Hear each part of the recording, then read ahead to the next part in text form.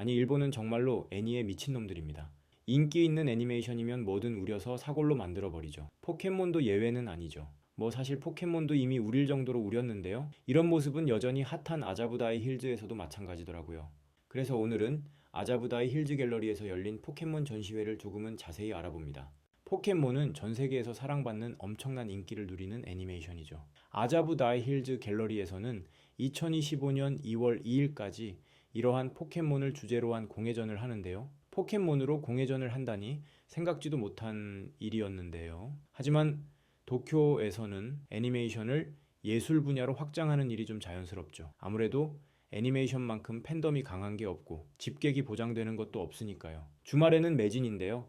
티켓은 당일 잔여 수량만 현장 예매 가능하고요. 모리 빌딩 사이트에서 구매해야 합니다. 구매 방식과 입장 방식은 팀랩 보더리스하고 비슷합니다. 이번 포켓몬 공예전에서는 일본 내 인간 국보를 포함한 20명의 작가들이 다양한 재료로 만든 70개의 작품을 선보이는데요. 그렇다고 포켓몬 전시회는 이번이 처음이 아닙니다. 2023년에 이미 일본 이시카와현의 국립공예박물관에서 비슷한 전시회를 했는데요. 이때 소개한 작품들이 이번 아자부다이 힐즈 갤러리에도 있습니다. 전시회를 보면요, 각각의 작품들은 피부와 털, 몸짓, 표정 혹은 촉각을 통해서만 느낄 수 있는 포켓몬의 색다른 존재감을 전합니다. 제 기준에서 전시회는 크게 세 가지 정리해 볼 수 있겠더라고요. 포켓몬 하면 역시 귀여움이죠. 귀여움은 그냥 저리 가버렸어요. 이 전시회의 특징은 포켓몬 특유의 귀여움을 찾아볼 수 없다는 거예요. 포켓몬이 고양이? 아니, 남극 여우 같기도 하고요. 동물원에 온 느낌이라고 할까요?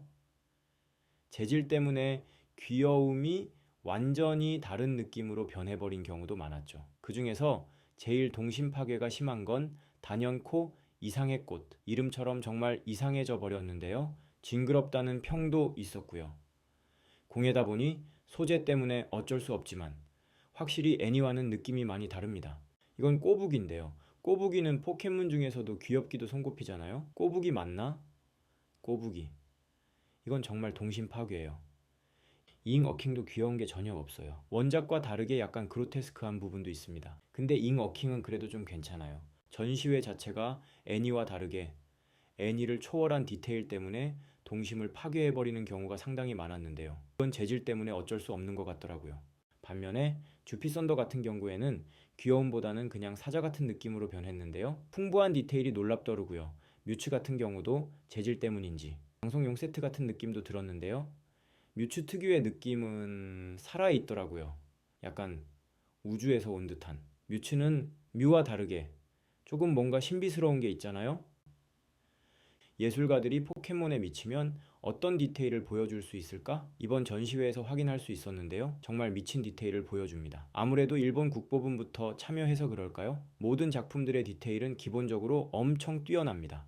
나무나 금속 작품들은 포켓몬 고유의 색감을 잘 살리면서도 섬세한 기술이 돋보이고요. 특히 목공과 도자기 작품들이 인상적이었는데요. 청아백자로 만든 몬스터볼은 진짜 박물관에 전시해도 될 정도의 퀄리티였습니다. 포켓몬의 요소들을 무늬로 해석한 뒤 그릇과 몬스터볼을 만들었는데요.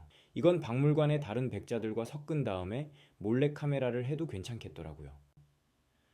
어떤 작품들은 이게 정말 포켓몬 작품인가 싶을 정도예요. 포켓몬 공예전이라고 하지만 포켓몬이라고 알려주지 않으면 그냥 일반 예술 작품으로 봐도 무방할 정도인 작품들도 있더라고요. 현대미술 같은 작품도 있었고요. 기모노 오비나 자수를 넣은 듯한 작품도 있었는데요. 아무래도 전시회 안에서 가장 눈길을 사로잡는 게 도자기와 금속으로 만든 포켓몬이다 보니 상대적으로 덜 주목하게 되더라고요. 하지만 목공예로 만든 포켓몬, 단순히 애니메이션이라 생각한 포켓몬을 공예로 만들어버리니 하나의 장르가 되더군요. 전시 마지막에는 20명의 작가분들 중 일부 작가분들의 작업 과정을 보여주는 영상도 있었습니다. 굿즈 코너는 좀 아쉬웠는데요. 아무래도 포켓몬 특유의 귀여움이 상대적으로 없다 보니 손이 잘 가지 않더라고요. 다만 게임보이 시절 포켓몬 게임 음악을 틀어주는 센스는 공간 분위기와 잘 어울렸습니다. 포켓몬을 예술로 승화시키는 시도가 호불호가 있을 것 같기도 하는데요. 저는 이렇게 생각해 봅니다. 포켓몬같이 유명한 애니 자체가 사람들이 공예를 더 쉽게 보는 계기가 되어줄 거라고 말이죠. 이런 시도들이 문화의 스펙트럼과 저변을 더 넓히는데 한몫하지 않을까 생각합니다. 여러분의 생각은 어떠신가요? 댓글로 알려주세요. 영상이 마음에 드셨다면 좋아요와 구독 부탁드려요. 저는 다른 영상으로 다시 찾아오겠습니다.